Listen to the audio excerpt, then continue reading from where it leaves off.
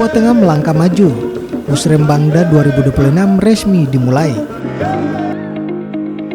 Gubernur Papua Tengah Meki Nawipa secara resmi membuka musyawarah perencanaan pembangunan daerah untuk tahun 2026 yang berlangsung di ballroom kantor Gubernur Provinsi Papua Tengah di Nabire. Dalam sambutannya, Meki Nawipa menjelaskan, Musrembang merupakan langkah penting dalam merumuskan rencana kerja pemerintah daerah tahun 2026 yang merupakan rincian dari rencana pembangunan jangka menengah daerah Provinsi Papua Tengah. Musrembang ini merupakan tahapan strategis dalam penyusunan rencana kerja pemerintah daerah RKPD tahun 2026 sebagaimana penjabaran dari rencana pembangunan jangka menengah daerah RPJMD Provinsi Papua Tengah. Kegiatan ini bukan sekedar agenda, tetapi menjadi forum penting dalam menyatukan persepsi, menjelaskan prioritas pembangunan, dan memperkuat sinergi antara pemerintah pusat, pemerintah provinsi, dan kabupaten, serta seluruh pemangku kepentingan. Tahun 2026 kita mengusung tema pembangunan, penguatan sumber daya manusia, dan tata kelola pemerintahan yang bermartabat dan efektif. Dengan ini merupakan wujud kita membangun Papua Tengah dari akar yang paling mendasar, yaitu manusia dan sistem pemerintahan yang melayani, demokrasi lingkungan, hidup transparan, serta profesional.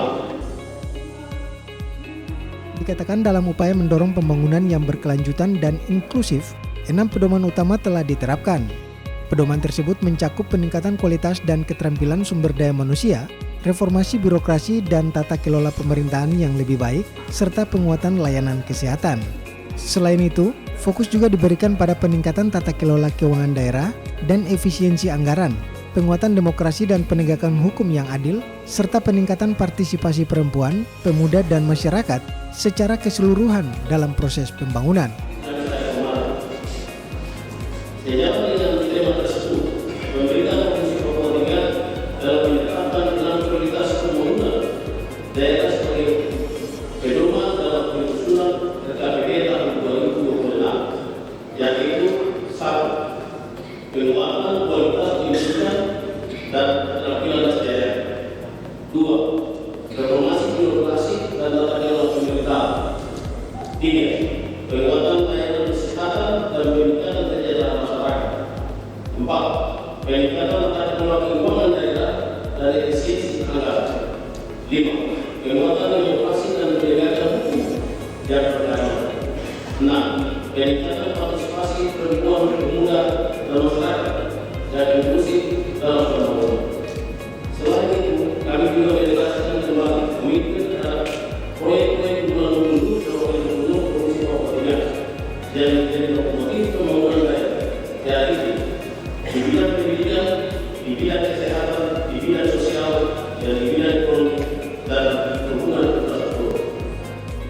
Reski Indah Rukmila, AD Media Papua, mengabarkan.